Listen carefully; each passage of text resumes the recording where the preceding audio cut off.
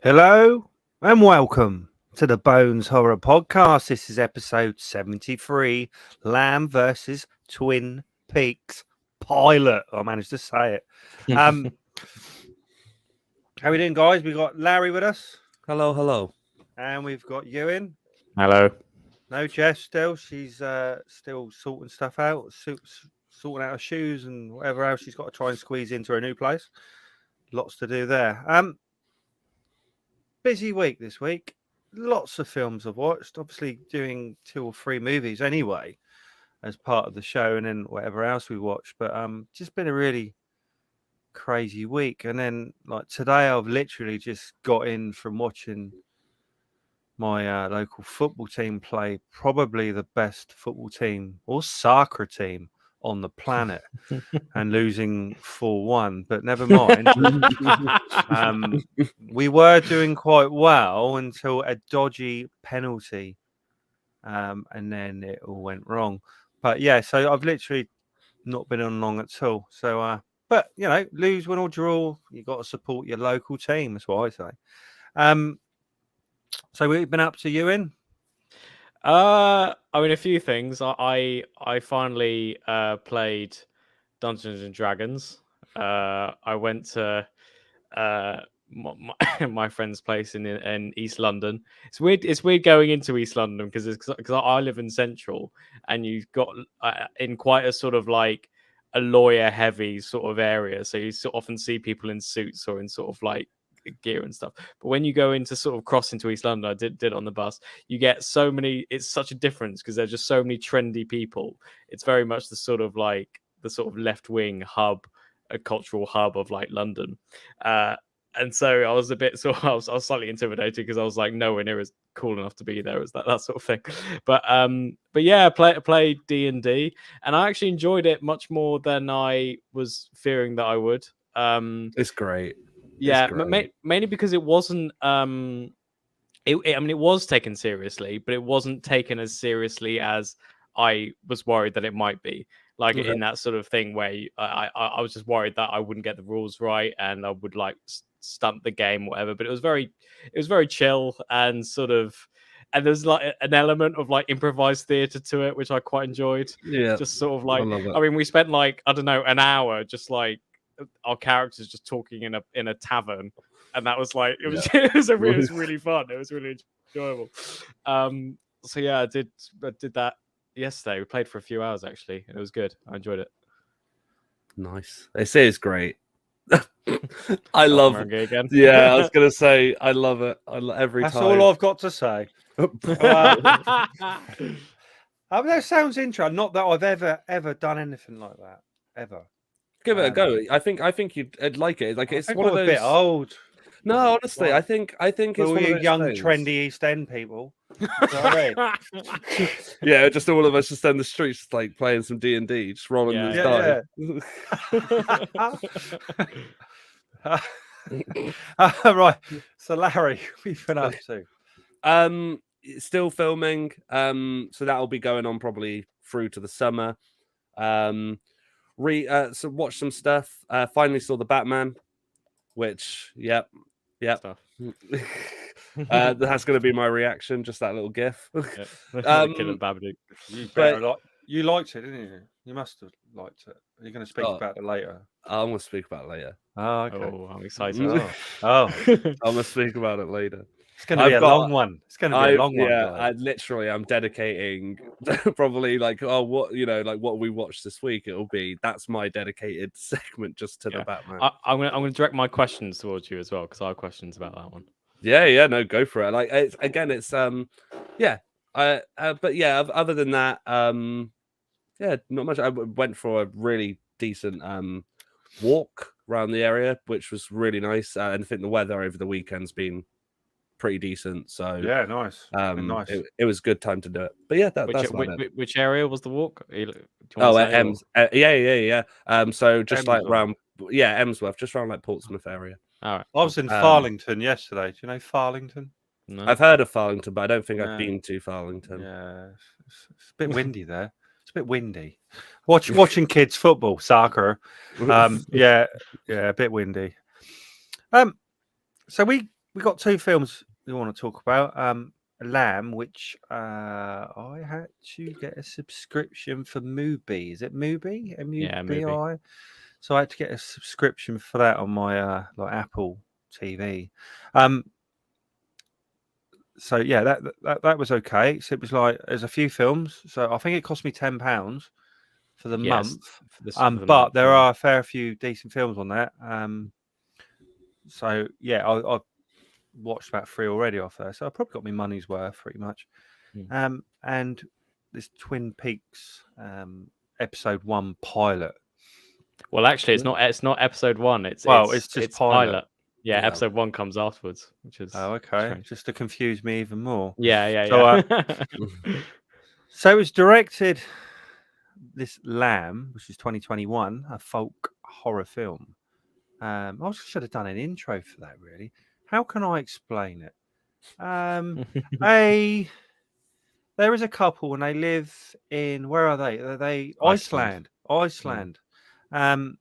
they live there and they raise sheep. Is it for wool or is it for eating? I'm not really sure.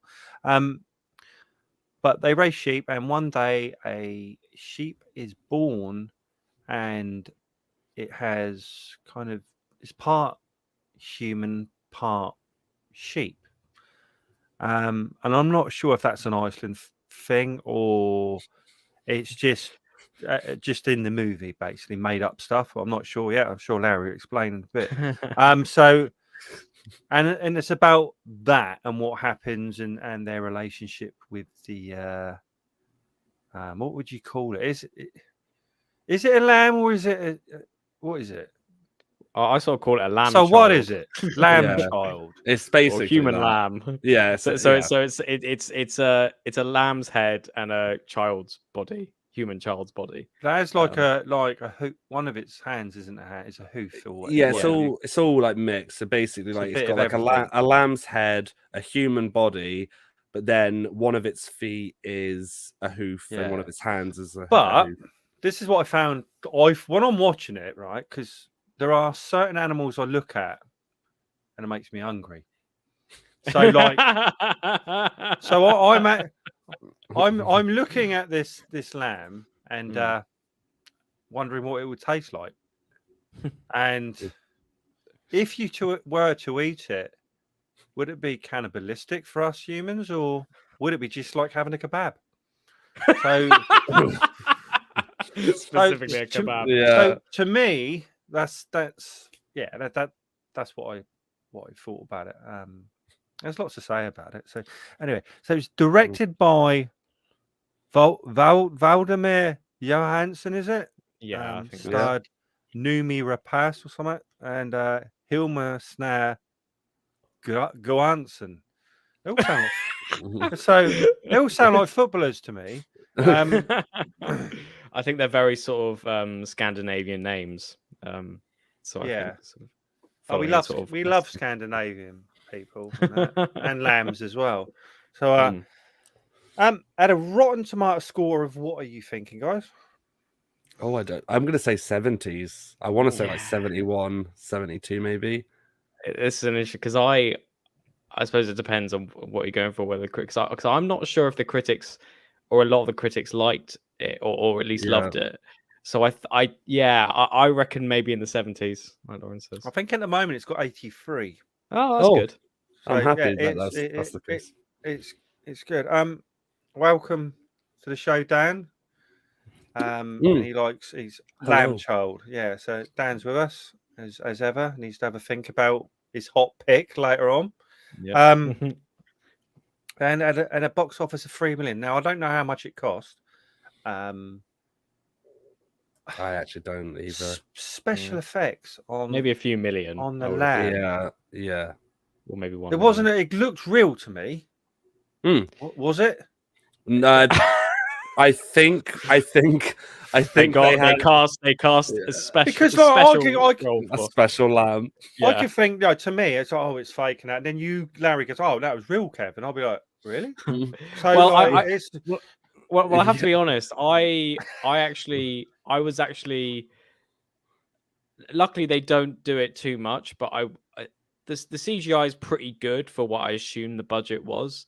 But there were times where I was just like, yeah, it's a CGI head. I don't know. It's because it might be that thing where it's like obviously this creature doesn't actually exist, so I know it's fake in my head, so I'm able to sort of see the fact that it's fake in some way.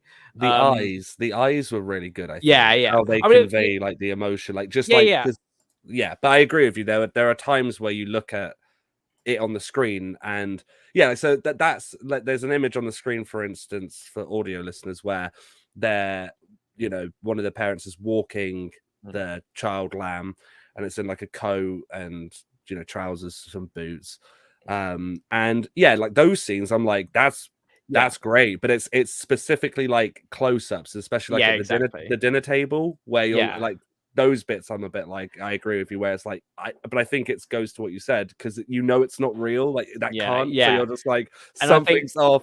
And I think that also, I mean, despite what I said, I think that does contribute to the kind of, you're wondering if this is actually real, whether or this is like through the parents' imaginations and stuff like that. But what I found interesting, I think the main reason why it's fairly noticeable is because at the start, this film opens with like loads of sort of shots of sheep, basically sort of showing the sheep's faces and everything.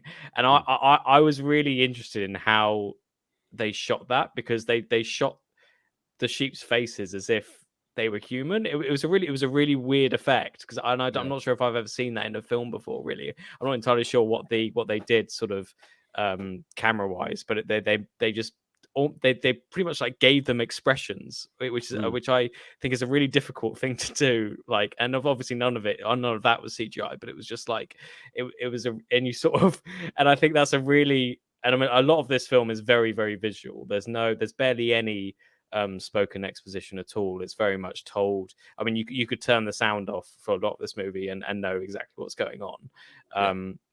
And you really get to like these sheep, because they're treated as if they're people in a strange way. And despite what Kev says about just seeing seeing a lamb kebab, I was very much invested in what these sheeps are doing. And I think that kind of, because in the film, so this sheep gives birth to this lamb child, and these parents, well not parents, they're this couple who live in an isolated farm. I think it's in North Iceland. Decide to sort of raise it as their own. And then afterwards, the lamb child's mother like keeps on trying to get in contact with the child, and I loved that, because I was just like, it's just because again, it's that thing of just like it is humanizing the animals, but I think there's a kind of, my favorite word is I think it's all up for interpretation in many of this stuff. Here we go. And it's sort of it's enjoyable to watch that unfold, and it's very good. And Dan's just a message saying, and now Larry will tell us that the lamb child only was imaginary, and that was my thought too for a while. I was thinking that for a bit. Yeah. Spoilers, it's aliens. No, I'm like, I think this film's, as I've said probably before on the podcast, I think it's really, really good and an effective story, and yet the story is kind of out there, and with a lot of A24 stuff that they put out, it's very out there. But what I do like about the film is that I believe it's hinted at, or at least kind kind of touched upon that this couple have lost a child. Yeah. So it's that thing of wanting to like have that experience with a child.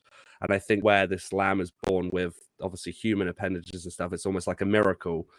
But I think what's great is that, similarly to what we were just saying about the when the actual lamb's mother is trying to find her baby and kind of chase it down, and obviously spoilers, but the one of the main characters, Naomi Rapace, she ends up killing the mother lamb, and that was horrible. Yeah, I hated that. It was so sort of you feel like just like, oh, this is like why, and it's juxtaposed perfectly, I think, with the ending and how that all comes about, because it's almost like, oh, is that a revenge then? I take it as like two things of almost like, oh, okay, this lamb's going to be raised by, because again in the trailers for this film, it's if you rewatch the trailer on YouTube, it's very clever how it does the end showing you the title, because it's almost like mother and lamb. So I almost interpret it as it's almost the male, which is basically a humanoid lamb. I think how I interpret is that its intention was, I'll leave the lamb here to grow up, and I'll come back and I'll take the lamb back. But I think at the time when he comes back, obviously for the audience and for the characters, they're like, well, shit. I really like how that, because he's like, what, he's like 7 or 8 foot tall. He's basically sort of like almost like a sort of a centaur or a fawn, that kind of classic kind of human animal melding. But I really scary. Yeah, exactly. But I really like how they built that villain up so quite subtly, because I think he only had like one brief appearance before the end, which was when the brother wakes up in the lamb shed, and he sort of sees a shadow of that sort of monster, and you're sort of wondering what the hell is that, and then eventually gets the end. So I think it's built up very well and very precisely in some ways. But it's also quite funny with this film, because you were mentioning how it was saying that the parents lost a kid. It's funny with that, because I think that was in all the marketing materials for the film and everything. That in sort of like the log line, so to speak, was that parents lost child. But it's funny, in the film itself, it doesn't actually reveal that until about an hour into the film. So I actually wonder if like whether it was A24 or whatever PR was in charge, was sort of saying, look, we've got to sell this film, and it can't just be the fact that this couple have a lamb child. We've got to have some sort of trauma or whatever in order to get, or something human in order to get people in cinemas to see it. And I wonder what the director thought of that, whether that was because it's clearly intentional, and I actually think it worked. I actually think structurally, I reckon he should have had that scene sooner in earlier in the film, because I think it works to have that kind of conflict rather than put it at the end. So I think it was a wise move, but I do wonder what the director would have thought of that. Well, they did a similar thing with Midsummer, which for anyone who's seen Midsummer, if you go and watch the first trailer they released for that, the trailer completely is not the plot of the film, which I think tricked a lot of people, understandably, which is why when they went to see it in cinema, they kind of were like, well, it's not a kind of, all I would suggest is go back and watch it and then just see how they manipulate it to be something it's totally not. But yeah, no, I just think what's the only part of the film actually that is, when I was watching it the first time, which I was a bit like, I'm not too fond of this, but then when it kicks in and with how the character develops, you're like, oh no, yeah. But it's just how the brother is dropped off in their scenario, You know, he's just kind of thrown out of a car, and you get that like he's in trouble himself, like in a sense of he's kind of not doing great, so he's back with his brother again. But it's just very convenient that the people would drive all the way there and be like, get out.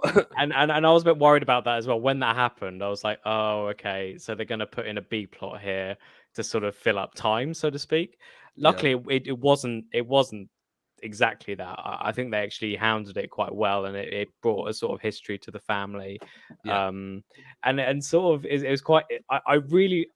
I mean, in some ways, I really hate the brother, but I really like because the brother's obviously more in tune with civilization, shall we say, than the parents. The parents have clearly chosen this sort of isolated lifestyle, although you can kind of get hints from the mother that she's not completely satisfied where she is. But in any case, it's sort of he comes in and he's sort of like almost a voice of reason in some ways. And like I think it's about 50 minutes into the film, I think I time checked it, when someone finally says, "What the fuck is this?" And I think it's such a funny line, and it's it's a testament to how humor can be used in these sort of like strange and haunting movies, and it can often elevate them when you get someone who finally acknowledges how batshit crazy this whole experience is. I think that kind of allows the audience to get with it. And I think I quite like the brothers arc in a strange way, and I think you can really sort of go deep into, I'm going to say the word again, interpretation about how he sees the lamb child, about, you know, because there's a kind of again, we can go into a lot of this, but you can kind of see things like the parents' presumption that they can raise the lamb child by themselves. There's a kind of almost like a slave master situation, like the sheep are our slaves, that we own them, and so when there's a lamb child, of course it's ours, we can take it for ours, so it's ours already. And then with the brother, there's a kind of, I don't know, there's a kind of weird prejudice, weird in every sense of the word, over this lamb child. And there's a kind I mean this is my personal thing, but I kind of, at the time, I thought maybe there's a bit of like ableism here. Maybe there's like elements of it where it's like almost like I don't know how a lot of people some sort of prejudiced people might see like disabled children in that sort of situation. And it's a really interesting, it's just seeing how certain people react to certain things. And also I think that scene where the lamb child, when they're sitting down, I think it's for breakfast or something, or I'm not sure. And the parents are there and the brother's there, and then the lamb child comes in, Ada, she's called, and then the brother sort of looks, I love how I love those sorts of scenes where I'm sure if it, like, I don't know, in a lesser movie, maybe the brother would jump up and scream, or shout like, "What the fuck is that?" But it's done so sort of subtly and silently, which I think would be a more realistic thing in some ways, because I feel like, I don't know, I feel I quite like the fact that it's like repressed, and you know, he doesn't say anything at first, and then he does to his brother. It's a really well tailored scene. I think it's just such a well put together film. I think I thought they were a lovely couple. I think they worked really well. They seemed to get on as well, didn't they? Like, did they argue at all? No, I know. I can't remember. I can't remember. The wife and the brother have like history, which is a bit weird. And it's very much like and I think those kind of factors make the film even better, because I think it kind of shows the fact that these two have accepted that this lamb is their kid now. And I think that the way the film goes, and similarly to comment that Dan put in, they feel comfortable to be like, oh yeah, you know, like, we haven't got eyes on this lamb, and there's moments in the films where you do feel genuine panic, like it's a child, where it's like, you know, oh no, could she have fallen? They mentioned like, oh, there's a river, and if she falls into it, it will just take her downstream. And I find that there's moments where you're watching it where just for a second you forget, and you're like, yeah, it's a kid, and you're like, no, it's a lamb. It made a lamb human kid. noises, didn't it? It didn't talk, Yeah, but yeah. I think that's because of the end creature, like the end, man lamb, let's call it. I think the idea was that it was gonna grow into something of that validity, so that's why the emotion on both of them is very much the same, because the one at the end seems like proper, like as if it knows what it's doing. And I think obviously that's what the intention is for this lamb, to kind of follow in that footstep. I wonder where he lived. I wonder if there was a family of them. Well, I think, or whether he just goes out and bangs sheep occasionally. I think that's what he did, didn't he? Yeah. And I think there's a sort of I mean, it's the film's co-writer or screenwriter is I can't quite pronounce his name, but I think it's like Sean or something. It's only like one word title, and he's an author, and he writes a lot of things to like mixing like fairy tale and folklore and stuff like that. And you can see with that sort of closing when they're walking off together, the man lamb and the lamb child, that's a very kind of, I feel like that's a very fairy tale image.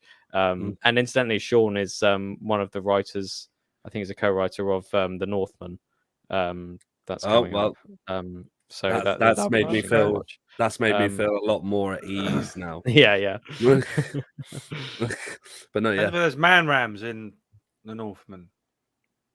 Man rams, it's the whole race of man rams. Yeah. All just with their wangs hanging out. As I was quite surprised to see that just shot in my face. Just probably not the best wording there that I used. But did you see man rams? Well, you can see man rams. Yeah, you can see man rams. I didn't see that. Did you? Yeah. There's maybe it's just Internet Plus that has the man ram. Yeah, I've probably got an editing version. I didn't see any man ram. Yeah, there's it's not like it's not anything over the top. It's a full shot of the whole man ram, and it's just on a hill overlooking, and it just has its bits and bobs, just hanging free. Yeah. Well, they would, wouldn't they? Really? Yeah. He wouldn't have just stuck a pair of cacks on, would he? And stuck a pair of that would look odd, wouldn't it? That would look really odd. A man ram wandering around with just a mankini on, or something. You know what I mean? A man ram with his mankini. Yeah, it would look very odd. It would. Now I'm conscious of time, as we got so much to get through. Personally, I love this film. I'm so glad I watched it, and I can't believe I didn't watch it earlier. And I will be watching it again soon, obviously, because there's bits I've probably missed. It's shot beautifully. It did feel, do you know what I said about, is it in Wales originally? But it kind of had a feel of, it could have been shot in Wales. With that many sheep there as well and everything else. And there are man rams in Wales. I know that for a fact. So it was beautiful. So I'm really pleased we did this film, and I would give it 8 boners. Yeah. Okay, that's how I feel about it. It was good. I wouldn't say it's a horror film at all. No. It has horror elements. Yeah, and it does play upon them, but I think the horror elements come more from sheep. Well, yeah, and like protecting like children and like like in that sort of sense, like parenthood of that. And I sort of wonder whether because similar to The Lighthouse, because I actually, in some ways, I don't think The Lighthouse is just to be clear, contrary to Kev, I actually really like The Lighthouse. But I actually don't. Yeah, me too. Just a different version of you. But I actually consider The Lighthouse not to be so much a horror film. I think they sort of put horror elements in it in order to make it more sellable in some ways, and I think they've done the same with Lamb. 100%. Because I think at its heart, even though Lamb's really weird, at heart it's a a domestic parent drama. They've just put really, but I still think it's still very haunting, and I think that last scene is quite frightening as well. What a well-behaved lamb! Yeah, it wasn't naughty at all, was it? No, at all. No. I don't remember it misbehaving. No.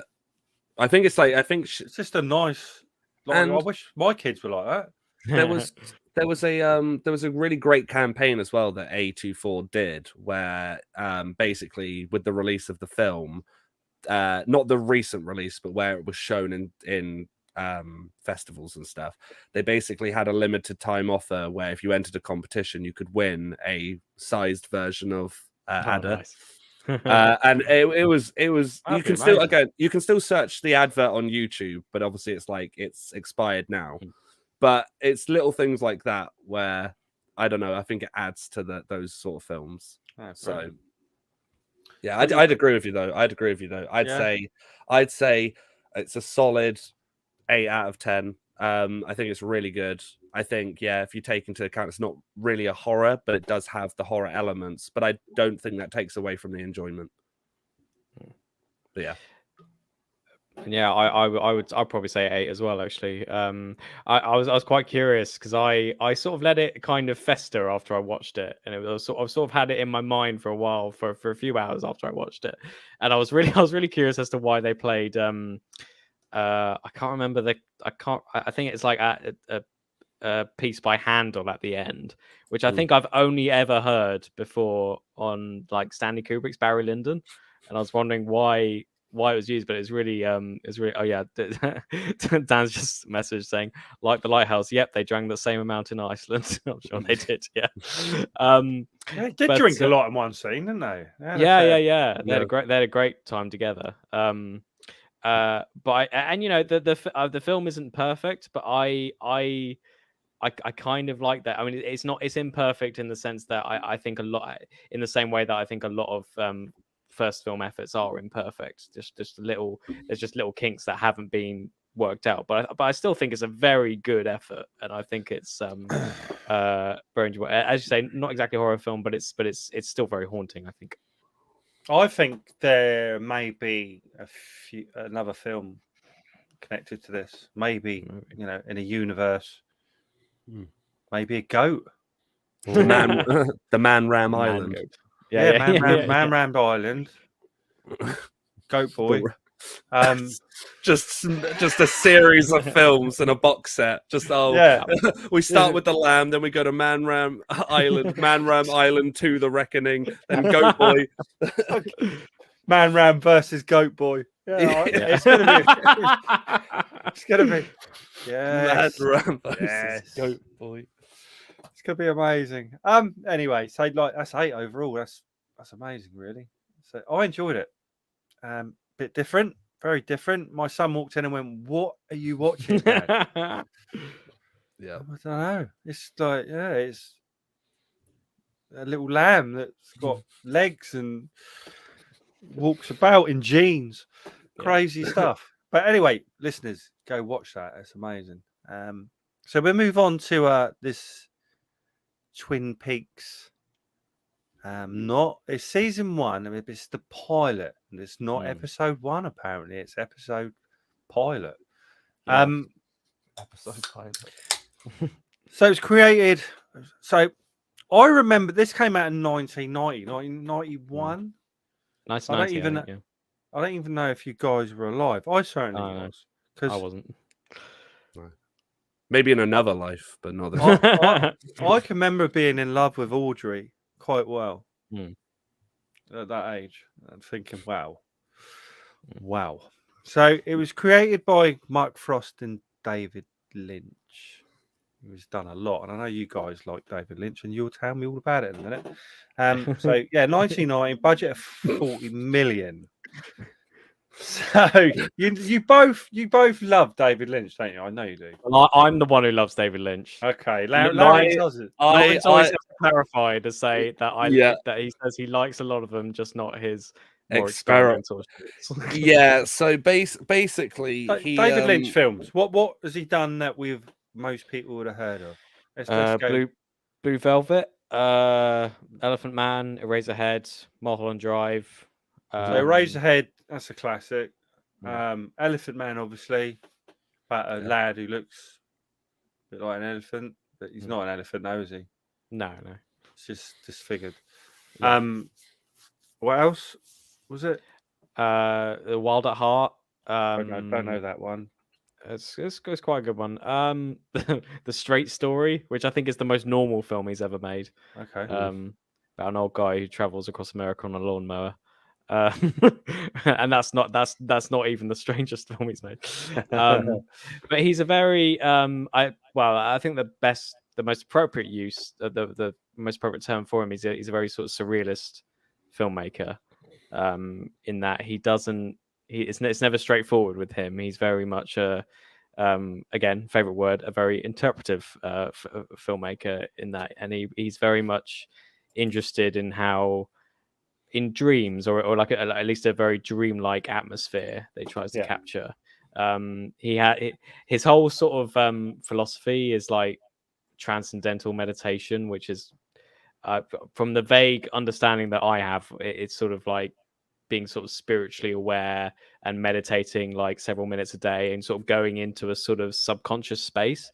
And you can kind of see that very easily in his films. And I think that's what makes Twin Peaks so interesting in that, because at the time, I don't think television was as I don't know. It wasn't really geared towards art house things really at that time. It was very much a commercial endeavor, which I think is why Lynch didn't really want to. He was quite apprehensive about going into television because of its commercial aspects. Because in some ways, Lynch was like he was primarily an artist. He was primarily a painter, and he painted lots of things. And he was then interested in animation, and then from animation he sort of went into movies. So it was almost incidental that he went into filmmaking, which is why I think Mark Frost is there, because Mark Frost, he worked on many television shows. He worked on Hill Street Blues, which was a very popular cop show in the 80s, and he was the one that gave the series structure, I think, and he's the one that sort of managed to sell it to people. David Lynch is essentially the great artist in all this, whereas Mark Frost is very much the sort of make it sensible, or at least as sensible as it could be in that time. Which I think is possibly why the new Twin Peaks Return is quite different from the original in some ways. I haven't seen it. Neither have I. I think the Return is far more abstract and it's much more slow. Whereas in the original, it's far more, they need to keep the pace up. Well, I say keep the pace up. The pilot at times is actually quite slow. And I think that's good. I think it kind of eases you into this strange little town. And I think this may be the third time I've watched the pilot. And I keep forgetting things but I really like how the moods change so much, like from sort of dark, bleak, atmospheric. There's Audrey, a picture of Audrey. It goes from dark, atmospheric, and then suddenly a really funny bit would happen, and then suddenly it goes to a romance story, and you've got so many elements to this that mixes so many genres together that you can see why it inspired loads of TV shows. Like it inspired things from like Gilmore Girls to The Sopranos. You know, this is the range of things that it inspired because it's like got so many elements attached to it. And it's just so overwhelmingly odd that it's almost. I mean, this is the thing, really, is that I think this is why David Lynch, above like most surrealist filmmakers, is best known, because it's kind of, there's a sort of weird realism to it in that, I don't know, things keep happening all at once as if it were to happen in real life. And it's often really funny. Like, I mean, the scene where they first, so it's the basic premise is that high school prom queen is suddenly murdered. She's found by the side of a lake. Wrapped in plastic, the sort of it's quite a famous phrase, or wrapped in plastic, and they uncover her. And when the like cops show up to sort of like take pictures and some stuff, I was like, there was sort of like, you know, 17-year-old girl. It's quite a horrible scene. You later find out that she was raped multiple times. It's quite horrible. But during the scene where they like uncover her, the guy who photographs her, Andy, just suddenly like burst into tears, and he's just like stumbling with the camera, and he just can't do it. And it's played for laughs. It's a really funny bit, and it's like sort of it sort of mixes in this like ultimate darkness of the whole thing, and you get other surprises like when I think this is towards the end when Sheriff Truman, who's like the main sheriff of Twin Peaks, and Agent Dale Cooper, who's played by Carl McLachlan, who's like the FBI agent that's called in to investigate. They're following two suspects. Like it's like on a dark road, and they're following them. And then Sheriff Truman goes, "Oh, I think they know we're catching up to them." And then Dale Cooper just turns to him, and just goes, "Give me a donut." You're like, what? Where did that come from? Are the donuts in the car? And that's another thing, is that it's that kind of stereotypical image in some ways of like, policemen love donuts, and so they really go heavy on that. They put like piles of donuts like on a table, and it's like it's a really weird image. And there's also this other scene where they're simply just walking into an office or an interrogation room, and there's a table, and for like no reason specified, there's like I think it's what, a deer head on the table. It's like, one of those things you hang off, and they sort of look at it and they're just like, well, what's that doing there? And then one of the assistants just goes, "Oh yeah, it fell off." And then that's just like, and then the scene ends, and you're like, what? But it's those elements that really sort of like define Twin Peaks for what it is, and it's quite interesting. I forgot that in this pilot, there's no sign of the Red Room or stuff like that. That comes in later, or at least actually, I watched because there are actually two versions that exist of the pilot. There's the original version and there's the international version. They released the international version because it's weird that they wanted to release it almost like a feature film for people in Europe. I'm not entirely sure what the reasoning behind that is, but I guess it's because like television wasn't as international as it is now, I guess. So maybe they just wanted to release it as a film to see how it do, maybe. So the international version has a very closed ending, but well, closed in some sense. Does it say who killed her?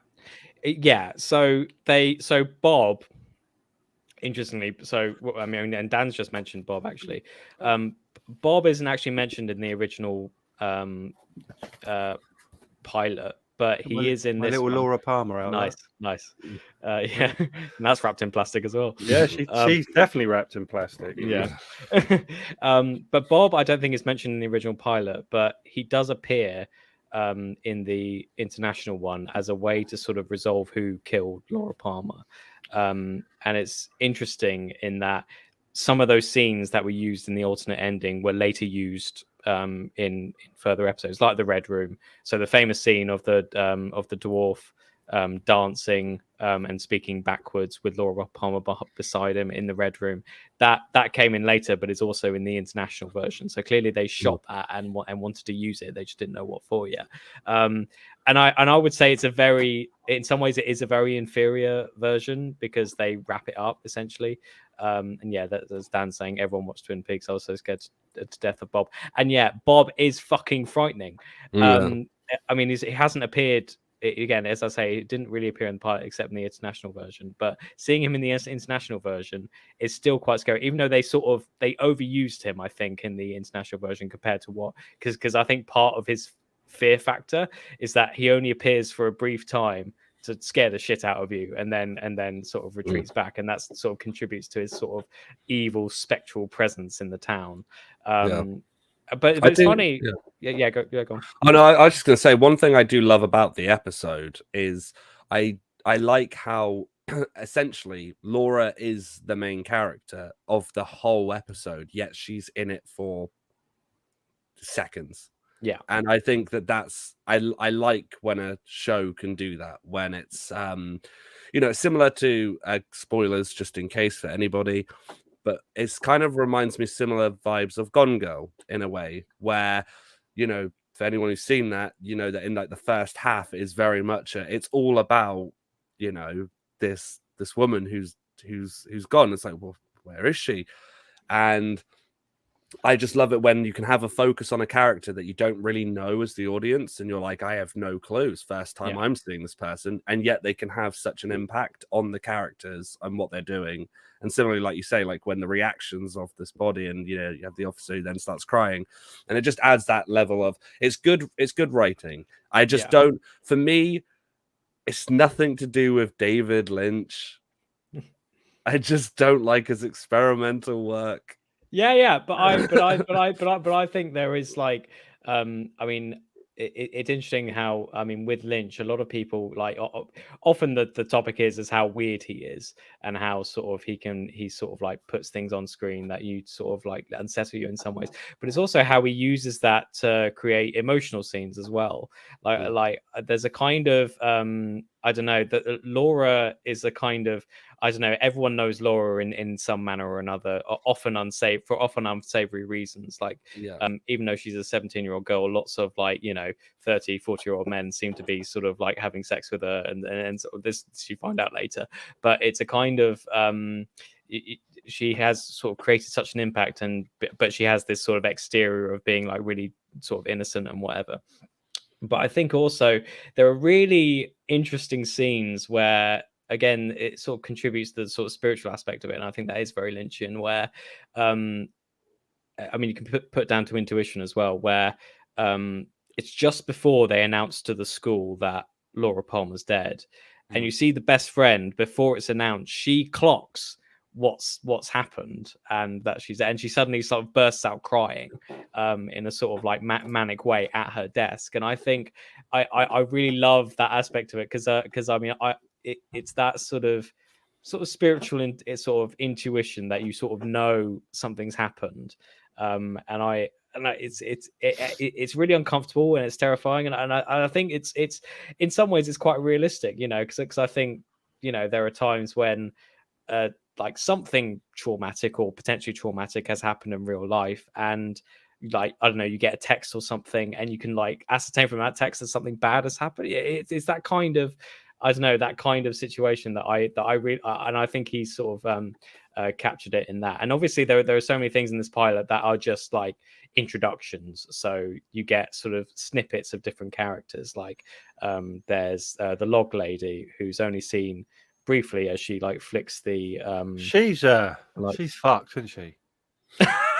What do you mean? What in the head? Or?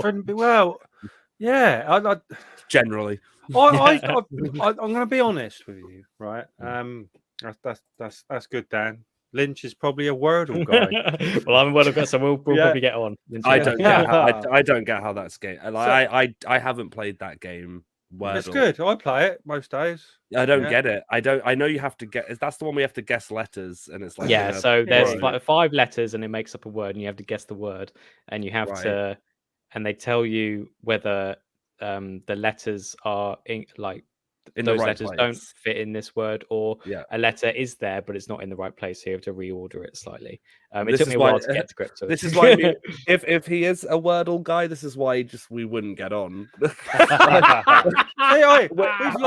Someone stop watching now. We mentioned Wordle. Sorry. Sorry guys, don't all Monopoly. I put the DVD on and it looked terrible, the version I've got. Really? How was your version, Ewan? It was all right. But I mean, the quality is just like, and I've watched better on YouTube than I've got on my DVD version. So I was quite annoyed about that. So I got halfway through and it was beginning to annoy me quite a lot that I switched off. And I know I was meant to watch it all. I'm pretty sure Larry would have watched it all, wouldn't you, Larry? So like, possibly. I mean, it's so secret revealed. Yeah, it's like yes, yeah, of course. 4K. It looks 4K on Internet Plus. Lovely. Yeah. No, to be fair, admittedly, I wasn't a big fan of originally, like, because I was told to watch it in college, and I did give it a go, and I didn't get far.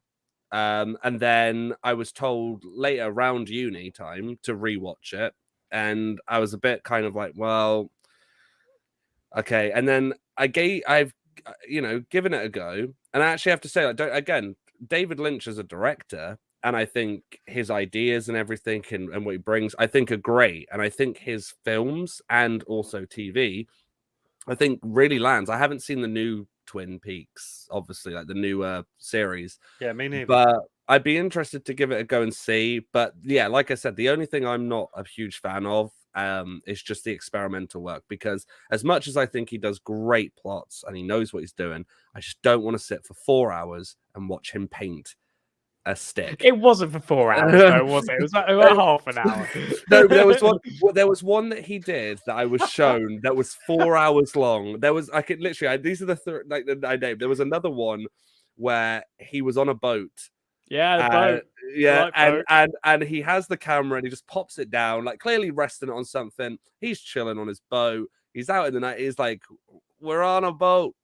He doesn't say that. So we're going to drive into the night. That's it. We're driving into the night. This is not a film. It's just him filming himself. He basically made like a collection of experimental films in his own. Like I imagine in his spare time, maybe some of them were planned, but he basically made like a collection of films, and I don't know if he put them. I want to say they're on like a special disc that you have to buy, which is all of his experimental work. Because I've tried to look for those videos online, like just on YouTube, and I can't. Yeah, find I mean, them. I don't mind stuff like that. Yeah, I mean, I've got the David Lynch collection, and it has those. Yeah. That's the collection I'm probably thinking. I of. watched But, like experimental stuff at Christmas, like with a guy with a orangutan puppet thing. That was all. It just came into my mind what you were talking about. So talking about Larry's excellent project. It is excellent as well. I really liked it, but I thought it was quite experimental, especially the Christmas Day episode. It was amazing. Was it Christmas Day or New Year's Eve? Anyway, it was a really great episode. Go out there and watch it. We'll put a link in the YouTube. I can't wait to see what people think of that. I think they would like it. I know Dan would. He'd love it. Yeah, no, please give it a go. Hear my really high-pitched voice. I think is that you? Yeah, that's me. Yes, Dan. Yes. As I said, yes, link. Nice. Dan wants to link, but there's some good stuff of Larry's online. I'll leave you a link, Dan. Just gotta find it. Go through the maze. It's some very good stuff, actually. I should put Jess's link on there as well. She'd love that. I could just picture Jess's face, like, oh, nah. So we are 52 minutes in. Now, I think we've spoken a lot about this. And do you want to continue, Ewan, or shall we just rate it? No, I think that's good. I really like the first two series. I haven't watched the film, whatever it was called, something to do with fire, wasn't it? Yeah, Fire Walk with Me. I haven't seen that. Every time I try and buy it, it's really quite expensive, so I've held off. It's good. It's a good movie. And that would follow the second one, or was that before? How is it in the? It's a prequel, so it takes place before the first series. It basically follows Laura Palmer's adventures before she gets. So it's actually Laura's in that, is she? Yeah. She plays a more prominent part. Live version. Yeah. Okay. I need to watch that then. So for me, I'd give it a 7. Yeah, it is good. It's quite confusing at times. I really like most of the characters. It's got Agent Smith's in it as well, isn't he? Agent Smith. Oh yeah, from Matrix, right? Yeah, I think so. Yeah, I'm pretty sure he is. I've only seen The Matrix once. You need to watch it a few more times. Hugo Weaving. Hugo Weaving is not in Twin Peaks. He's not in it. No, I'm just thinking of now The Matrix. No, not. Yeah, I know Hugo Weaving is in it because he's Elrond in all of the Yeah. I'm sure he might be in it. Anyway, I'm probably wrong, as I normally am. Just shows up as Agent Smith halfway through. Well, he does. Yeah. It's experimental, isn't it? He's bound to turn up.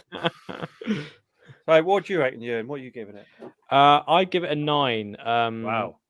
because I mean, again, it's funny when I recommended it, I probably would have given it a 10, but since watching it back, I mean, there are little problems with it, but I think that's mainly because of sort of at the time, because obviously we're so sort of like we have a surfeit of great television coming out like every day nowadays, and things are sort of pristine and perfect, whereas I think back then it wasn't. It at times looks quite dated, and I think a lot of the performances are quite exaggerated, but in some ways I kind of like that because it's still part of that world, and I quite like that it's part of that world. And we haven't even mentioned Carl McLachlan, who plays Dale Cooper, the agent, who's gives it an amazing performance, I think, and he kind of holds it all together. I think if he wasn't there as a kind of sort of a newbie, sort of looking into town, I don't think it would really work. But with him there, still being fucking weird, like he smiles during like interrogation, like the hard interrogations, and like makes jokes, and he's very sort of like inquisitive about the world and everything, and that makes him likable. But he's still a very weird character. But I still think it's an entrance into what I think is the greatest series ever made. I haven't seen every series that's ever been made, but I think it's definitely my favorite, I think. So yeah. So Sherilyn Fenn, I think that was the only reason I watched it originally. Yeah, she'd been in a film called Two Moon Junction, which was a favorite of mine when I was about 15, 16. So well worth a watch, guys. Which is it is an erotic thriller, to be honest. So you may enjoy it, you may not, but Sherilyn Fenn looks great in it. Or Fenn looks great in it. To be fair, I'd probably say I'd give it. You know what? I'm going to give it the same as The Lamb, because as much as I personally might not go, oh, okay, this is my sort, but I think it's really well done, and I think that the story is consistent, and I think it does. I think, as Ewan said, it's one of those shows that impacted a lot of shows that came after it. Yeah. And I think similar to like Sopranos and stuff, and all other shows that have had other impacts. So I respect it. Just if it's his experimental work, you're proper throwing out boners tonight, though. That's 2-8. That's amazing. Right, so many boners. So shall we move on to Dan's hot pick?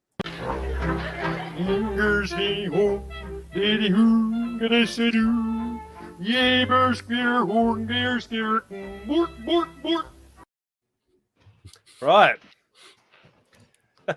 See you later. Now, Mutant Blast was Dan's hot pick from last week. So I had to subscribe to Troma Now, which is only a $5 a month, and actually there's some good stuff. But I got a month's free, so it was on there. Mutant Blast. You've seen this, Larry, haven't you? I have. I didn't think I had. When you put an image up, I was like, "What's this?" And then I remembered that there's a dolphin mutant, and I was like, "I have seen this." I was like, "This is the one with those like zombie-esque creatures," and then it skips over to other. I had no idea what this was going to be about, and it was like a nuclear strike wipes out most of a city, and people mutate. So one of the main characters, he mutates, and I hope you've seen this, Dan, because I'm going to spoil it. He has like a rat grow out of his. Instead of his hand, it turns into a rat. There's other people there. That the girl that's with him. So she has ears growing out of her neck. I think there's a guy with hands growing out of his chest or something. There's a dolphin. There's a dolphin. There's a lobster. A lobster. There's at the beginning, it's like there's a. I don't know if they're doing experiments or something, but there's a really big, strong fella. But it makes no sense at times. So Larry has seen it, Dan. And I hope you have too. This is your pick. What language was it in? Oh I God. can't remember. I was gonna say I that my yeah, I was gonna say, yeah, I remember with the because the thing I will give this film, which I remember very clearly, when I saw the image of the dolphin, I was like, I know.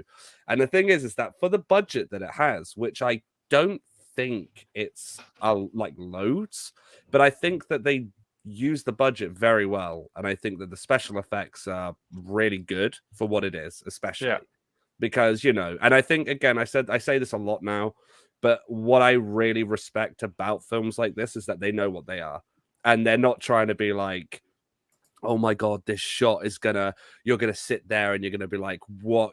They want you to have fun with it.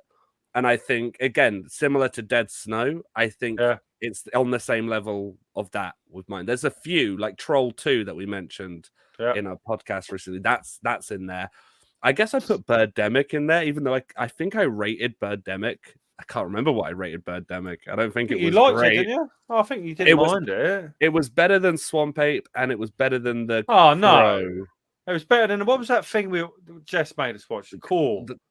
That's it. The Crow. That's it. No. I want to know you said Jess made you watch. I swear you chose the films. We all chose one each, didn't we? We all chose. We chose Birdemic. We chose Birdemic 1 and 2. Yeah. Then Kev was Swamp Ape, and then Jess was Bird other film that I've already forgotten. The Core. And it was terrible. Is this film Portuguese?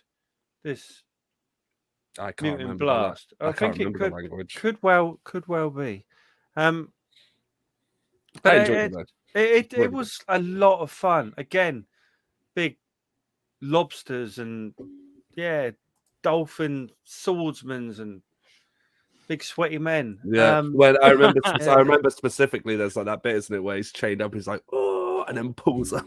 But the bit that done me was when that giant rat turns up. Right. Oh yeah, and fucking and rips off matey's little rat hand and like treats it and she's cuddling it, isn't it? And like it's incredible. Who comes up with these ideas? And put them all in a movie. It was madness. It was a lot of fun. You certainly pick them, Dan, considering I don't think you had seen it at that point. But it was great. So I might even buy that. It should go in my weird collection with Tammy and the T-Rex and things like that. That I like, So it's a good one. It's a good one. Here's one back to Dan. Have you seen? I think it has two different titles. One of them is Dead Alive, and the other one is Brain Dead by Peter Jackson. Because we're not doing that next week, are we? No. Well, no. I just mean like it's interesting because the very similar vibe. Yeah. In fact, if I remember, I think that's how they promoted it, in saying like, oh, it's like a Peter Jackson-esque young Peter Jackson. Because I remember it was done. I want to say it was done by not a known studio. It was done like almost put together. I don't want to say like a Kickstarter, but I'm going to use that word. But I don't know if it was done by that. But yeah, it'd be interesting to know if you've seen that one. If not, watch it. It's probably one of the best films. It's so silly. It's fun. It is fun. It's out there. We need another pick then, Dan, for next week. If you can come up with a hot pick. Yeah. See, he said Bad Taste. Oh, no, Peter. Isn't that Peter Jackson as well? Yeah. Bad Taste. Bad Taste wasn't. So Bad Taste was Peter Jackson. Yeah, wasn't that before Brain Dead? That was before Brain Dead. But again, it has two different titles, and the only copy I could actually buy, I had to buy from Germany import. So like the case is similar to the Blob, the remake that was written by Frank Darabont. You can only get that. You can't get it like as a normal like Blu-ray or DVD. You have to get it imported. Okay, so Dan's hot pick for next week is 13B, Fear Has a New Address. Now, I got no idea again what that is. Whether it's No, I haven't seen this one. Is that English, Dan, or is that German, or what is it? I like how the title. 13B. I like how it's a new address as well. Like Fear was residing somewhere else. What was So the I old had like address? number 42 and thought, oh no, 13 sounds better. Number 12, number 12A. Yeah. Fear Has a New Address. Oh, okay. So like that is going to be. I'm going to have to write that down. I'm never going to remember that, am I? So 13B. Fear Has a New Address. Okay. So it's about that time in the show to go to what we've been watching this week. What have you been watching? No, seriously, what have you been watching? So lots for me. Oh dear, oh dear. I'm just going to touch upon one first because I think we will do it as a main feature if possible. Now, because I got Mubi and I paid for it, and I remember someone mentioning, I think you in Titane or Titane, which is a French film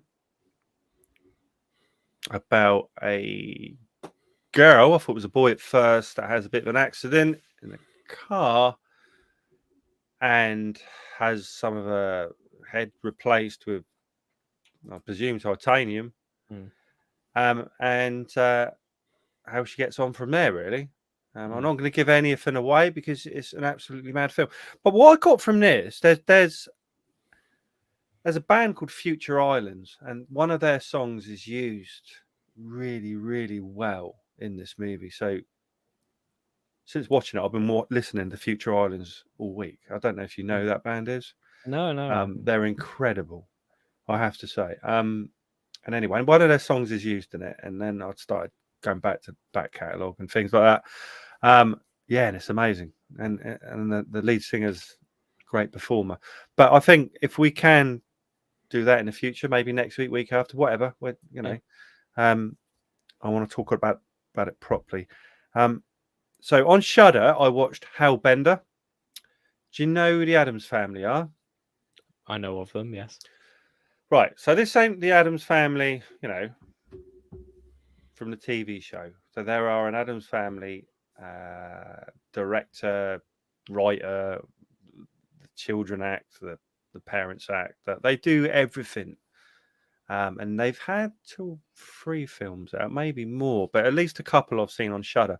So the other day I watched Hellbender about I think they're witches living out in like a mountain range in America.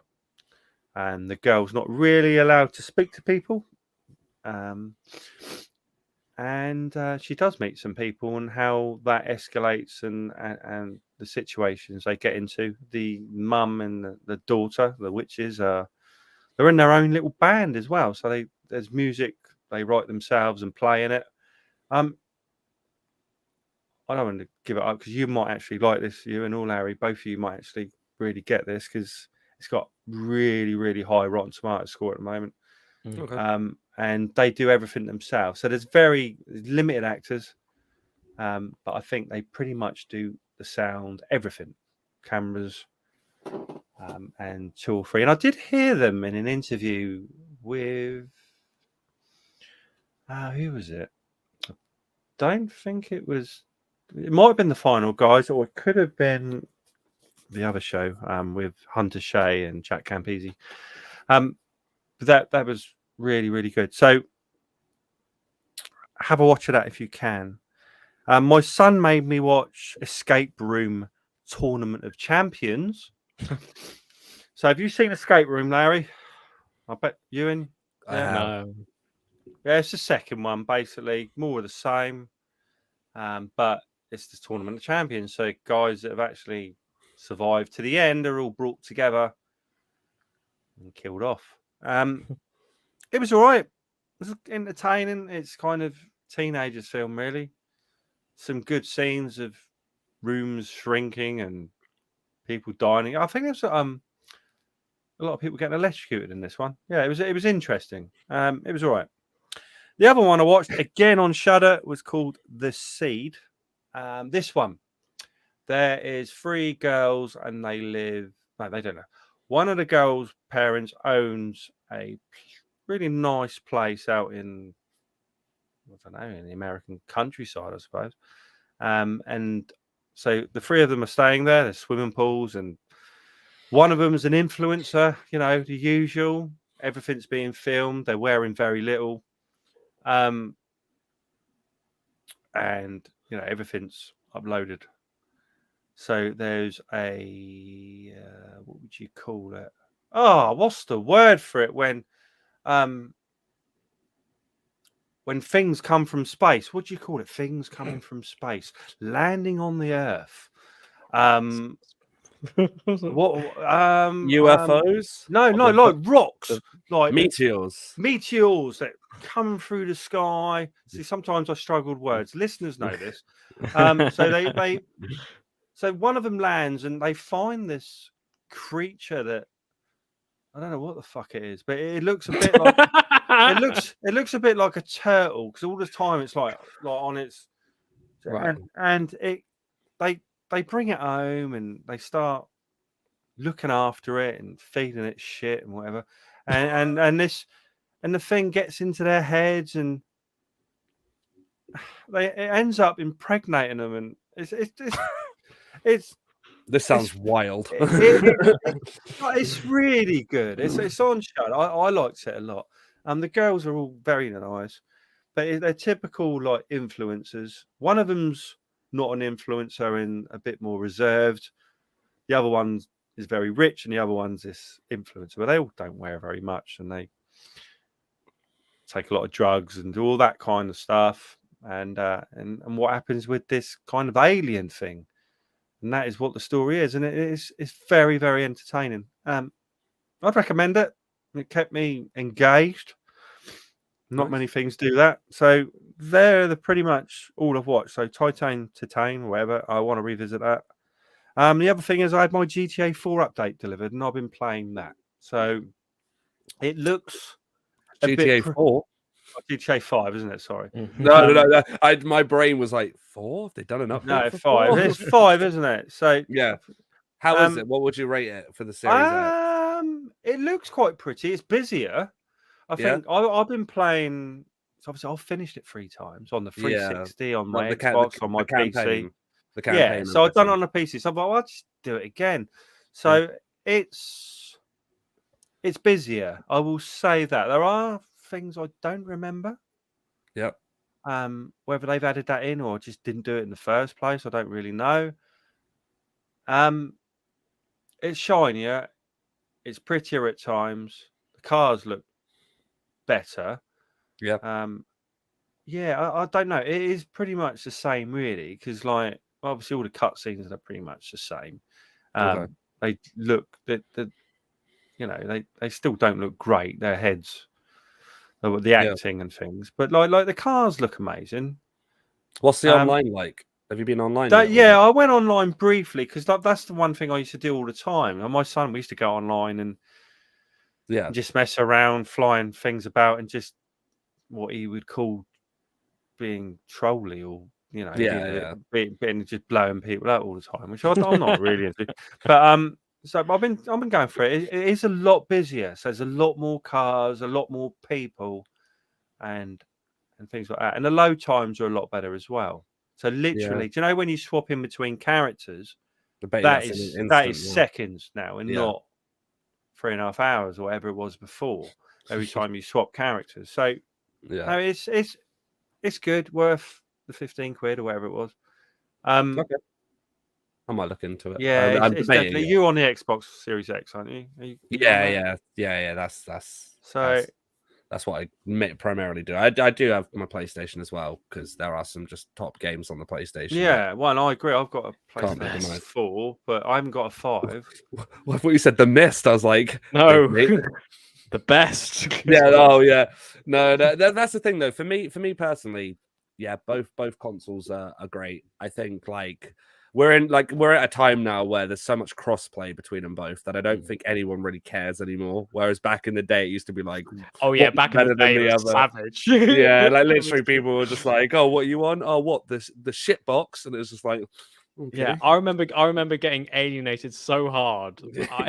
I did this like I once did like this drama group thing over a summer once, like at a school or whatever, and I said I play PS3, and everyone else were Xbox people, and it was savage, and I was like so like adamantly defending the PS3 whilst they're all just god. But I've always had both, to be honest. But I don't think I'll get a PS5 yet. Not considering. No, it's one of those Not things at the that like moment. when the time's right and Yeah. money wise, if it's all good, then happily, I think both of them are just as good as each other. But Yeah. like obviously everyone has their go-to, and you pick that kind of first or like only. And so much crossplay now that you're all good. Unless I will say though, the one thing I was very shocked about to hear was I know that Xbox now owns Bethesda, but I was very surprised that StarCraft isn't coming to PlayStation. Like at all. It's called StarCraft, isn't it? Yeah, I think so. I mean, I'm more depressed about Elder Scrolls, to be honest. But yeah. Well, yeah. They keep saying though, Elder Scrolls is going to be like years after, like they've still got years to go, and I'm like, okay, I won't get hyped until I see something. Yeah, They'll probably buy Rockstar next, Microsoft. That would be depressing. Yeah. But yeah, so I've had lots of fun with it. I haven't played that much. I did watch a lot of telly last week, but yeah, that's it for me, really. So, Larry. Oh well, Ewan, do you want to go next? Yeah, go, Ewan. Yeah, sure. I've got my I've got my Batman rant. Oh yeah, we're a Batman rant. Yeah. I mean, this is going to be the longest ever episode, so we should finish about 10 o'clock tonight. 10 o'clock. So I mean, going on PS5, I've been playing more of Horizon Forbidden West. Nice. I think I'm nearly at 30 hours now. It's one of those games where you just like where you have a main quest, and you're like, okay, I'm going to go do the main quest. Then you like walk around for a bit. And, oh, it's another quest. Let's see if I can do that. And then that sidles you off for like hours when you complete this quest. And it's like, oh, okay, now I have to like do some work maybe after hours. So it's a game that eats a lot of your time, but I've been really enjoying it, and it's one of these sort of really immersive worlds where you just go in and it's like I just went into. It was interesting. Like the latest thing I went into was like Las Vegas, but like post-apocalyptic Las Vegas, where it's like all like drowned in sand. It was interesting because I kind of for some reason I expected it to be like it's the only Resident Evil movie I've ever seen, but I think it's like the third Resident Evil movie where they go to Las Vegas and it's all smothered in sand and stuff like that. It didn't look like that, which I was kind of thankful for, because it was sort of like it was like literally buried, so there's only like things like sticking out there. But it's a really interesting level, and you have to go sort of underground and uncover things, but it's really good. I watched it came out in cinemas on Friday. I watched it last Monday, I think. The Phantom of the Opera, which is a new British movie starring Mark Rylance he plays a golfer, or in some ways a golfer called Maurice Flitcroft, who was in the 70s. He was famous for doing the worst round of golf in the British Open ever. Oh wow! And it's a very good movie. He's a very much sort of it's very much fitting a kind of British cinema tradition of like the working class hero. He's sort of like he's made redundant from being a crane driver, and he is suddenly in this position of like following a dream, and he realized he hasn't had a dream since he was a kid, and then he suddenly goes to sleep, has a dream of playing golf. So he's like, okay, I'm going to play golf professionally, and he somehow wheedles his way into the British Open, which usually closes its doors to sort of like working class people, and he sort of has to work through that class, but he sort of gets through illegally. He sort of goes to a different identity. He like puts on the form that he's a professional, even though he's never played a round of golf, and he goes there and he plays the worst game ever. But it's as well as being really, really funny, it's a really sort of charming and life affirming movie. It's one of those where it's like again, I think this is very British, or at least it should be very British, of sort of like celebrating one's failures and the kind of just seeing that as kind of almost a road to it's like sort of embracing one's mistakes. I don't think like this may be generalizing, but I don't think a lot of Americans would get that. No offense to the Americans who are listening and watching, but it's he's trying to offend you on purpose, guys. Tell him to fuck off. I hate you all. No, I don't. I love you all. But I think there's a lot in American culture about success being the top priority and being sort of like the ultimate goal is to be successful. It's a sort of American dream sort of situation. Whereas I think in Britain we're very much like stay in your lane and sort of like do what you're supposed to do. And I think I like the fact that this film is kind of, even though it is sort of, you know, it's very much sort of working class against establishment sort of situation, it's still like I think it's very sort of sweet in a weird way. It's nice to have a film that is about enjoying your failures as much as your successes, because I think through most of our lives, let's face it, we fail more than we have success, unless you're really, really lucky in what you do. And I think it's quite nice to see a film like that, as opposed to something which is just celebrating success. So I really enjoyed it. I thought it was good. Phantom of the Open, it's called, and it came out on Friday, and I assume it'll be in cinemas for a few weeks. Yeah, that was good. Right, Phantom of the Open. So it's time to move on to what Larry thought of Batman. Well, the only other thing that I'll mention is I watched. It's on Disney Plus if anyone's interested, but it's a show called Scream Queens. I've watched it before, but a long time ago, and I rewatching.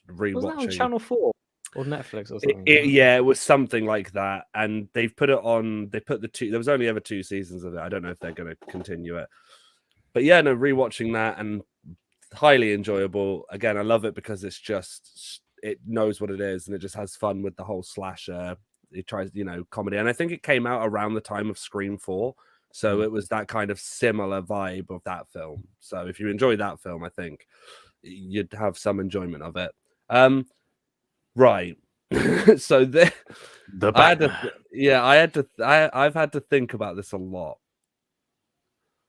And I think I love it. But there are things that sadly, like there are things that aren't perfect in it. So I think if someone turned to me and said this is a perfect film, I'd still be like, no, I love it personally, but I respect, because I can forgive the flaws that it has, but I can understand people being like, this is not what I expected. But I loved how it was a detective story. I equally loved how it's year 2 Batman. And the film does a great job of having the character basically still in a mode of, Batman's all I have in my life. Like, the Batman is what I put all my focus on. And he hasn't quite distinguished the difference between going around beating the living crap out of people and saying, I'm vengeance, and then actually being a hero and saying, I am justice. Yeah, can I sorry to interrupt. Yeah, no, go. Can I ask about vengeance? Because that's what really confused me. Because I haven't read the comics, I'll be honest, and I've only really seen the Dark Knight trilogy in terms of Batman and the Ben Affleck Batmans as well. But I didn't get vengeance as well, isn't he? Well, but I didn't understand when they kept on calling him Vengeance. Right. So I thought at first it was like, oh, you're Vengeance. Okay, that's like a preliminary name that will lead to the Batman. But then the Riddler calls him the Batman, and so he's sort of like. So Vengeance is very much what he. This is what I loved about the film, and what they get so right about the character is that in his earlier years, Batman, especially like from comics and different lore, but Batman is like a brute force, and vengeance comes from him, obviously with his own history, which I think everyone knows, that obviously his parents were murdered when he was young, and so he has kind of manifested this Batman for vengeance. So it's like what we know, that's his calling card, if anything. So when people hear him and see him, it's like, oh God, there's vengeance. But the whole point of the film is that he's just has to make that distinction between, am I just as bad and do I go around kick the living crap out of people, or do I become a hero and save the day, and like, you know, what it means to be a superhero.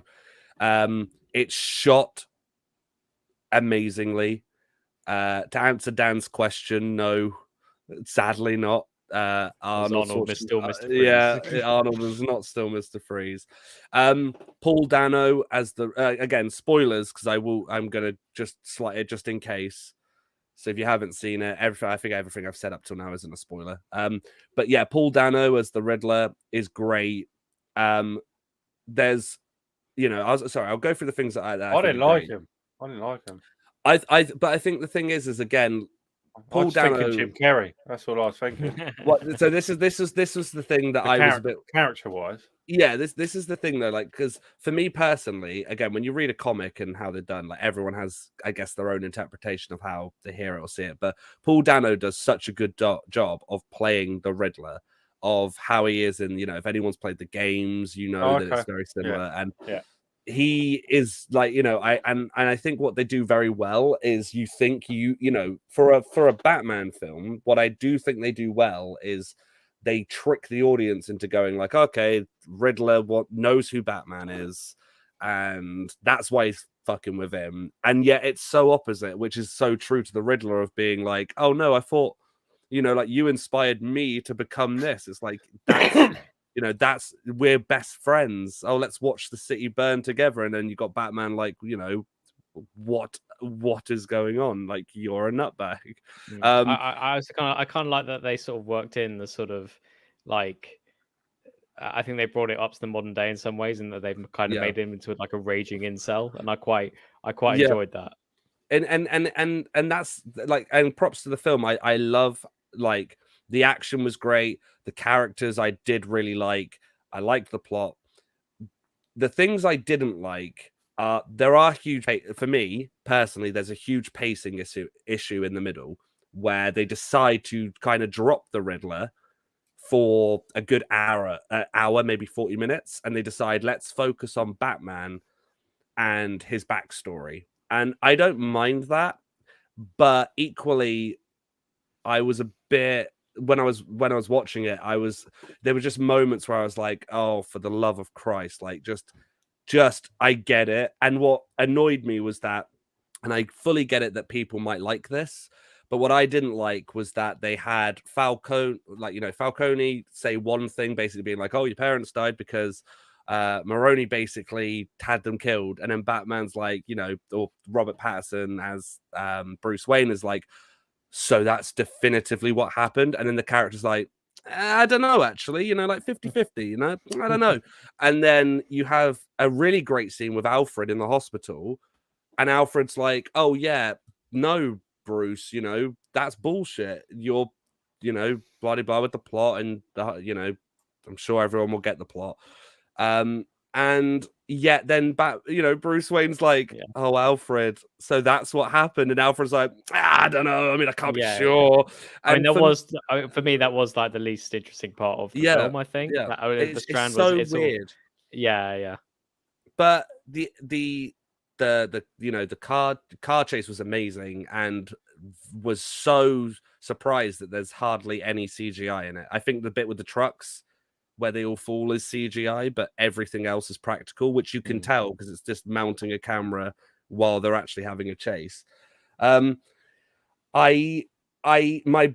biggest issue with the film, and it's something that I am annoyed about, and they won't change it because they've done the first film, and I think they want to make 3 of these films, which I like. I love the idea of that. But my biggest complaint is they should have made it an 18. And they should have really embraced, you know, they talked about a lot of, oh, this is based on the Zodiac Killer, and this is based on, oh, we want it to be like Seven, and it does. The mood feels like Seven, but when you want me as an audience member to watch Batman come into a crime scene, and then you have characters go, why is there so much blood? And there's no blood, and you're just and when they lift a hand up and say like, oh my god, they cut off this guy's finger, and it's completely bare bone dry like that, and then they find the thumb later, and it doesn't want to show you. And going in with that, the reason why it was my biggest complaint is because the Riddler's such a good character, but you do him an injustice when a disjustice or whatever. You basically flaw his character when you're like, oh, he has all these traps like Saw, and you're like, oh, that's creepy. And they don't show it. They'll show you maybe the trap, and then they go like, but for the younger kids who are watching, we don't want. And it's like, that should have been that would have made it for me feel more like this is a villain who the Batman hasn't come across yet, and in this universe of starting off with year 2 and going in with that. Lastly, the last thing I really didn't like was I'm a big Batman fan. I'm not a huge DC fan, but I'm a big Batman fan. And I get it, right? I get it. If you're a studio and you're making a Batman film, whether or not he's your main villain, you're going to sit there and go, how do we shoehorn and shove the Joker into just one scene in our film? And I got so mad because I was expecting that scene to last a second. I thought he was going to maybe say like, oh, it's a cruel joke. And you could go, oh, is that the Joker? Maybe. Nah, they have it last 5 minutes of them being like, do you want a friend? I'll be your friend. I'm the Joker. Have you guessed I'm the Joker? I'm the Joker. Here's my laugh. And for me personally, I wasn't a fan. And I think it took away from the Riddler because I was like, well, I don't give a shit. Like, I get that Heath Ledger played a great Joker character, but I don't need to see Joker. Yeah. But yeah, summarizing, I think I really did enjoy it. And I think it's not going to be for everybody. I do think there are going to be people who say, oh, this was shit.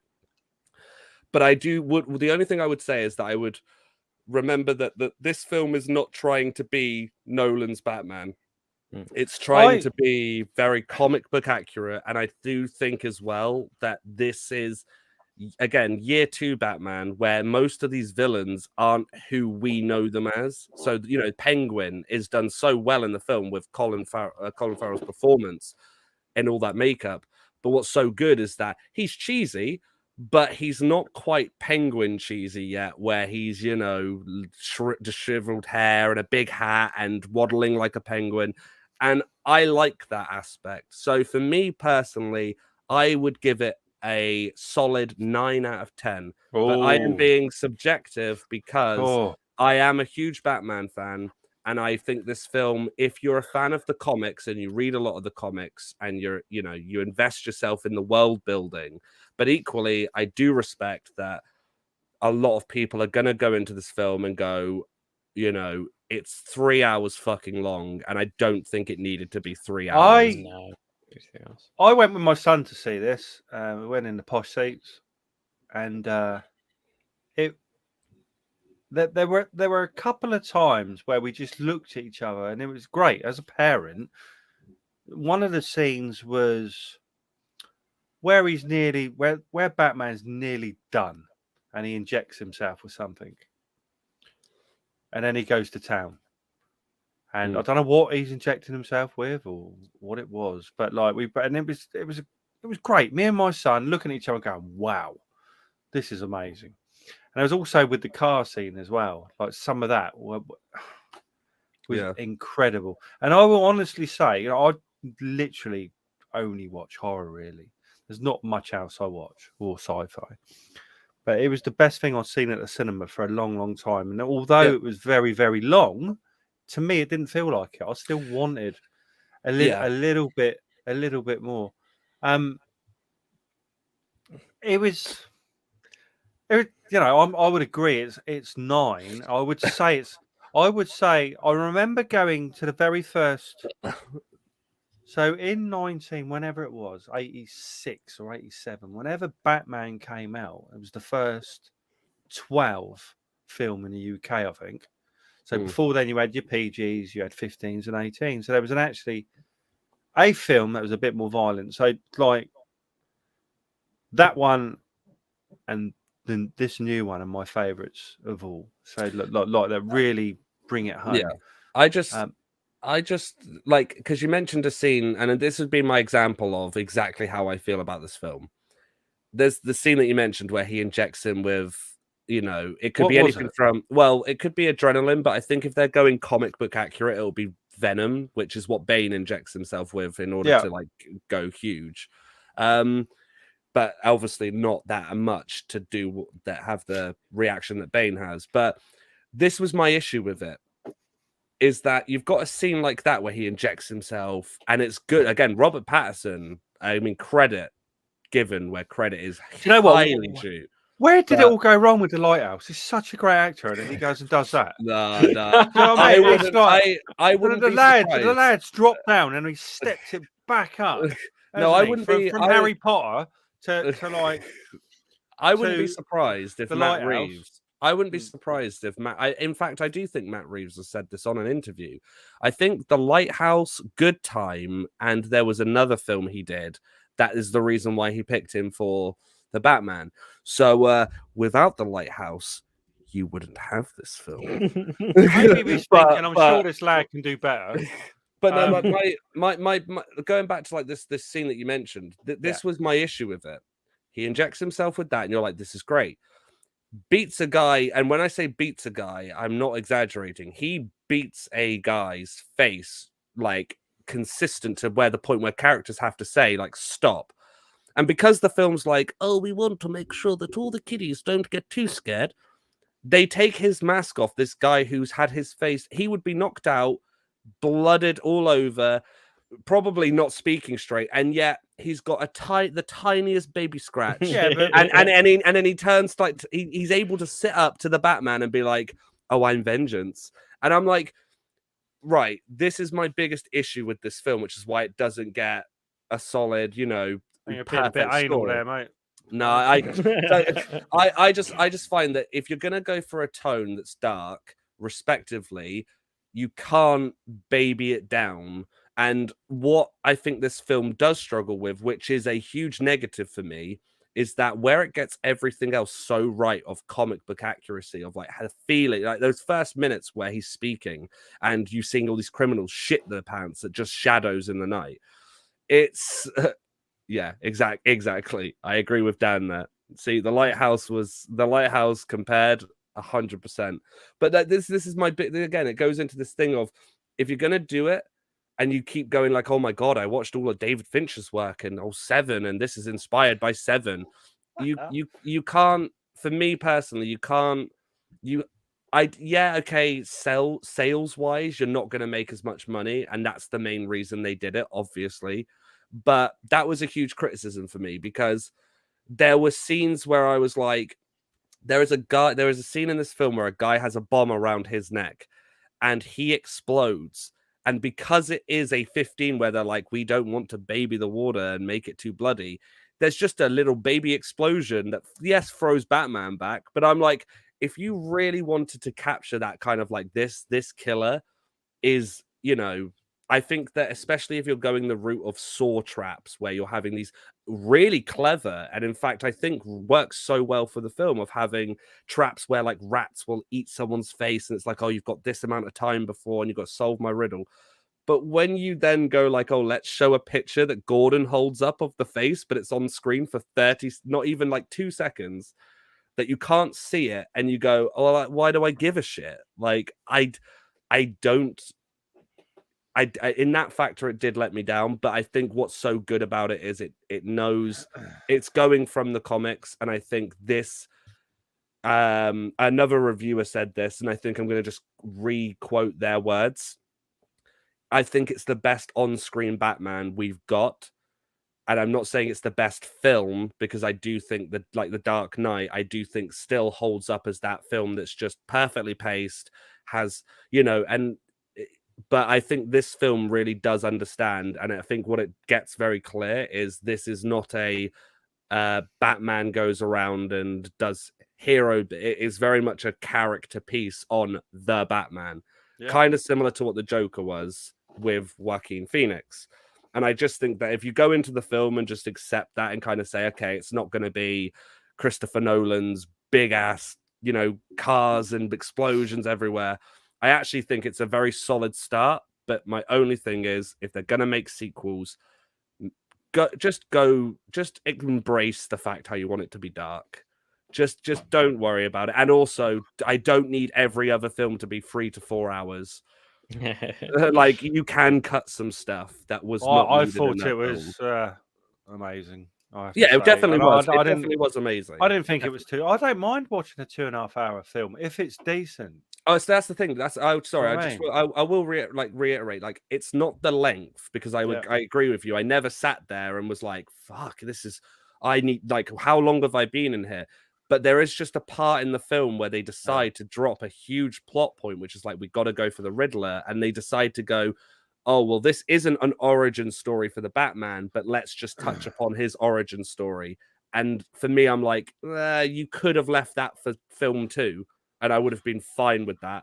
But I agree with you. It's very good, and I think that Matt Reeves, just the way it's shot and the cinematography alone, he did Planet of the Apes, didn't he, and things, which are Cloverfield, which he wants to do a sequel to. Yeah, great direction. So yeah, and all good, and the cast was really well cast.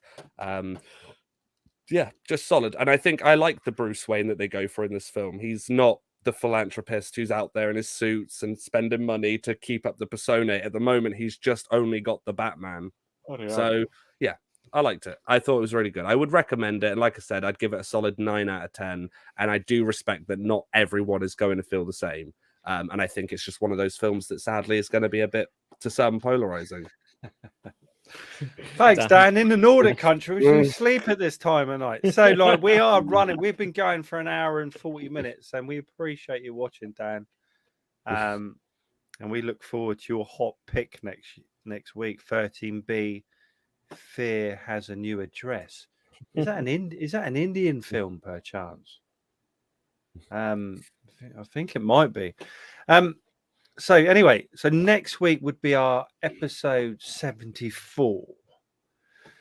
Would you like to do Titan next week, or do you fancy doing something else? I don't mind either way. It's up to you. Yeah. No, whereabouts again can find it? Is it on like you can? I got it off Mubi, which you'd have to pay for that, I think. But I'll go off my previous subscription. I'll go. Yeah, so if you log into Internet Plus. Yeah, they should have it on there. So I'm probably going to watch it again because it's a really very interesting movie, Titan. And then we've got Dan's hot pick, obviously, 13B, Fear Has a New Address. If you want to follow us on Twitter, it's the Bones Horror Pod, and you know how I feel about Facebook.